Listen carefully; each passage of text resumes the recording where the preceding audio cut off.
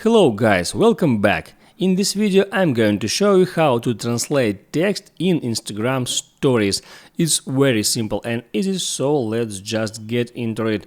I open up Instagram and here I need to open up some stories that contains text that is different from the system language of your iPhone. For example, here I got some Russian text and I need to translate it. So now you see under the profile name here at the top left I can see translation option, and when I tap on it I can just tap here again at see translation, and here at the bottom in the pop-up window I can see the original text and the translation. Выступить может любой желающий translates as anyone can perform. So now you know how simply translate text in Instagram stories to your language. Make sure you like this video if it was helpful for you. Thanks for watching and see you next time.